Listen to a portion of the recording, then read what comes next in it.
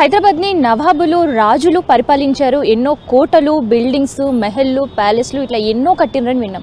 So వినడమే కాదు, ఇప్పటికి కూడా అవి నిలువెత్తు నిదర్శనంగా హైదరాబాద్లో ఉన్నాయి. సో అలాంటి దాదాపు 400 సంవత్సరాల పై చరిత్ర ఉండే ఒక మెహల్ అనుకోవచ్చు, ఒక బిల్డింగ్ అనుకోవచ్చు, ఇంకా ఓల్డ్ సిటీలో ఉంది. సో ఆ బిల్డింగ్ ఏంటి, ఎవరు దాన్ని కట్టిర్రు, అసలు ఎందుకు కట్టిర్రు, ఇప్పుడు దాని పరిస్థితి ఎట్లా ఉందో ఒకసారి చూసొద్దాం.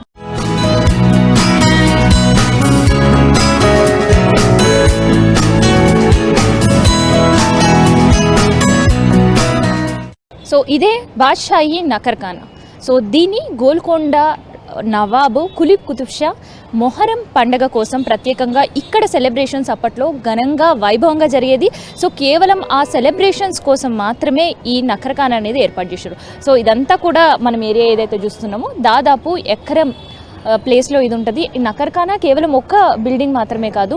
సో మనకి ఏదైతే గ్రీన్ కలర్ దట్టిలతో ఏదైతే మనకు కనిపిస్తుందో అది నఖర్ఖానాకు సంబంధించిన మెయిన్ బిల్డింగ్. 4 సబ్ బిల్డింగ్స్లో ఏమేమి అప్పట్లో జరిగేవి అండ్ ఇప్పుడు వాటి పరిస్థితి ఎట్లా ఉందో తెలుసుకుందాం. సో ఇరానీ ఆర్కిటెక్చర్ మనం చూస్తున్నాం కదా. సో అప్పటి నుంచి ఇప్పటి వరకు కూడా చెక్కు చెదరని కన్స్ట్రక్షన్. సో నఖర్ఖానా మెయిన్ బిల్డింగ్లో అసలు ఏముంది అండ్ అప్పటికి సంబంధించి ఇప్పటి వరకు ఆర్కిటెక్చర్ చెక్కు చెదరకుండా ఉండడానికి కారణం ఏంది అనేది ఒకసారి నఖర్ఖానా మెయిన్ బిల్డింగ్లోకి వెళ్ళిపోదాం.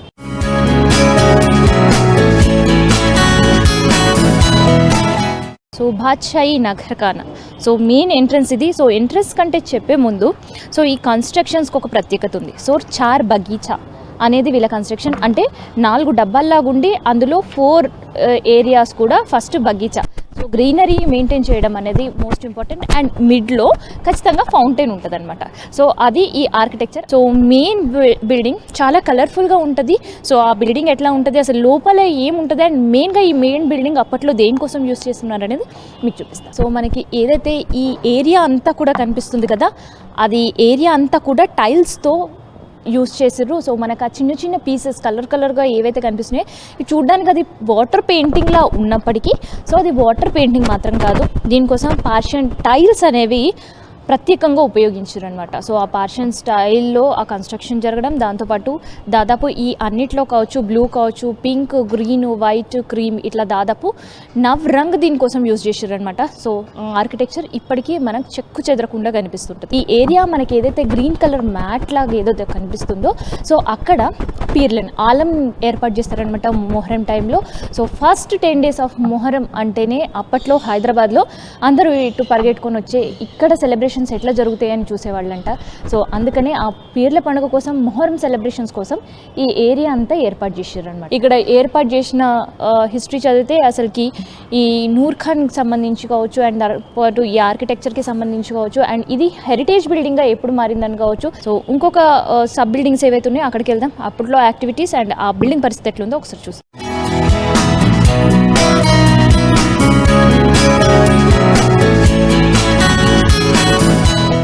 ఎగ్జాక్ట్ మెయిన్ బిల్డింగ్కి అపోజిట్లో ఉండేదే నఖర్ఖానా. సో ఇదే ఆ నఖర్ఖానా బిల్డింగ్. సో ఇక్కడ యాక్టివిటీ ఏం జరిగేదంటే ఇందులోకి రాజులు వచ్చినప్పుడు వాళ్ళకి సెల్యూట్ చేసేవాళ్ళు.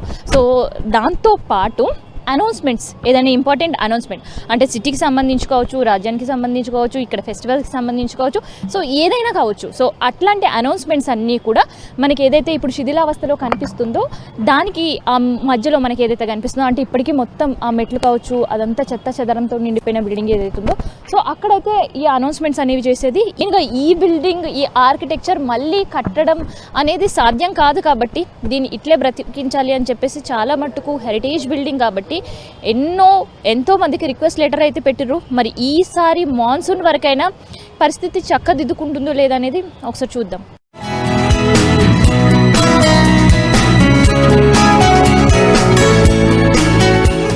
బాద్షాహీ నూర్ ఖాన్లో 3rd part and 3rd structure గురించి ఒకసారి చూస్తాం. So this the 3rd structure అనమాట. సో ఈ 3rd స్ట్రక్చర్లో మనం మెయిన్ బిల్డింగ్లో నేను చెప్పాను కదా అది ఆలం కూర్చోబెట్టడానికి బిఠానికి వెళ్ళియే. సో ఇప్పుడు ఇది సేమ్ కూడా పీర్ని కూర్చోబెట్టడానికి స్పెసిఫిక్ అయిన ఒక ప్లేస్. సో ఆ స్పేస్ అనమాట ఇది. సో ఆ స్పేస్లో అప్పట్లో పీర్ల పండుగ జరిగినప్పుడు ఎట్లా జరిగేదో మొహరంలో ఫస్ట్ 10 days సో ఇక్కడ కూడా ఇప్పటికీ సేమ్ అదే ట్రెడిషన్స్ అనేవి కూడా కంటిన్యూ అవుతాయి. సో అందుకని ఇదంతా కూడా హోలీ స్పేస్ అప్పటి నుంచి ఇప్పటి వరకు అలాగే ఉంది. ఈ పిల్లర్స్ సో ఇవి అయితే కొంత డ్యామేజ్ అయితే పార్ట్ కనిపిస్తుంది.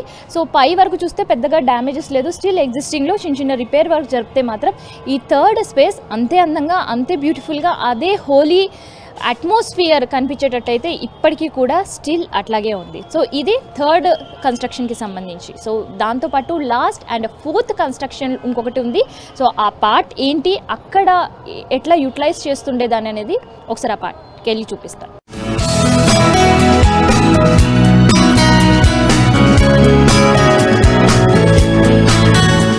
సో ఇదే ఫోర్త్ కన్స్ట్రక్షన్. సో ఈ కన్స్ట్రక్షన్ మన దగ్గర చూస్తే సో అక్కడ మనకి పీర్లని ఉపయోగించుకునే హోలీ స్పేస్.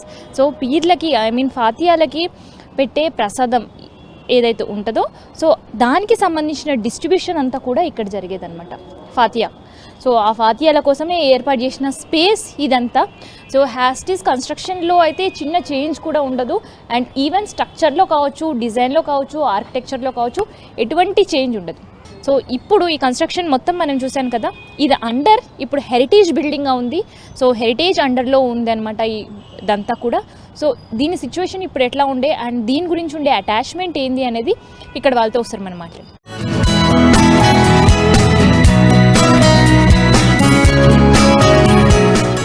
ఈ హెరిటేజ్ బిల్డింగ్ సిచ్యువేషన్ ఎట్లా ఉంది అండ్ దాంతోపాటు ఇక్కడ ఉండే వాళ్ళకి హెరిటేజ్ బిల్డింగ్ కొన్ని సంవత్సరాలే కాదు కొన్ని జనరేషన్స్తో ఉండే అటాచ్మెంట్. సో అప్పట్లో ఈ హెరిటేజ్ బిల్డింగ్ ఎట్లా ఉండేది, ఏమేమి యాక్టివిటీ జరిగేది అండ్ ఎట్లా ఉండేది ఆ వైభవం అనేది తెలుసుకుందాం. సో ఇక్కడ హెరిటేజ్కి సంబంధించిన వాళ్ళు ఉన్నారు, ఒకసారి మాట్లాడదాం. సో अभी तो हम लोग हेरिटेज बिल्डिंग ही देख रहे हम लोग, क्योंकि हम लोगों को अभी देखने का चांस ही नहीं है तब कैसे था एक्टिविटी. तो क्या क्या एक्टिविटी बनता था इधर, खासकर क्या एक्टिविटी के लिए ये पूरा महल बना? ये बेसिकली इस morning place constructed in the memory of इमाम हुसैन अलैहिस्सलाम, the grandson of holy prophet of Islam, to commemorate the Muharram celebration, all installation of Al-Mubarak Azadari, Matam, Majlis, like this. And Muhammad Quli Qutub Shah used to visit this Ashur Khana regularly during those days.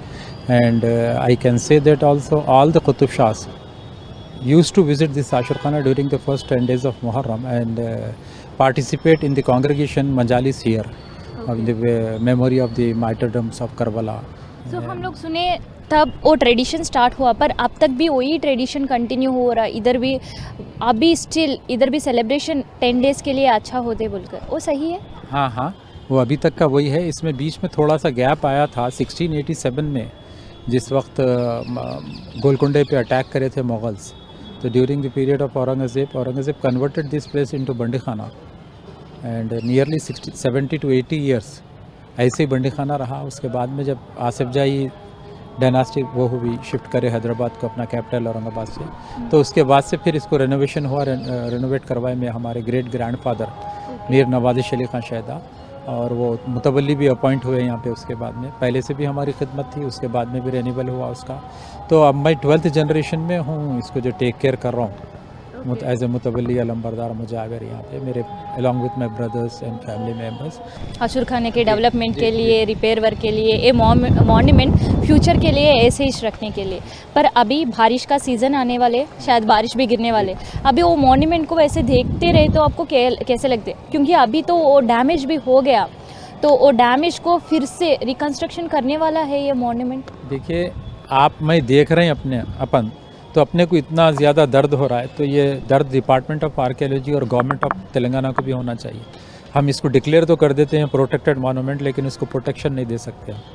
ये बहुत बड़ी ज़्यादती है. आप famous schemes के ऊपर तो crore of rupees spend हो रहे, जो एक्चुअल होना चाहिए. ये स्टेट ट्रेजरी है हमारे स्टेट का नाम है, हमारे हेरिटेज से, हमारे मॉन्यूमेंट से. अगर इसको ऐसा नेगलेक्ट करेंगे तो आने वाले जनरेशंस के लिए कुछ भी बाकी नहीं रहेंगे. अभी सिचुएशन क्या है? अभी सिचुएशन बहुत ज़्यादा day by day bad to worst होता जा रहा है. As early as possible funds release होना चाहिए और विदाउट एनी डिले इसका रेस्टोरेशन स्टार्ट हो जाना चाहिए. देखिए अभी तो बहुत ज़्यादा डैमेज हो गया, और अगर हम इसको ऐसे ही छोड़ देंगे तो शायद ये इर्रिपेरेबल लॉस हो जाएगा. उसके बाद में हम इसको रिपेयर भी नहीं कर सकेंगे. ఇది ఈ మహల్కి సంబంధించుకోవచ్చు అండ్ ఇక్కడ హెరిటేజ్ మాన్యుమెంట్కి సంబంధించిన ఇన్ఫర్మేషన్. కెమెరా పర్సన్ రమేష్తో కావ్య V6 న్యూస్, హైదరాబాద్.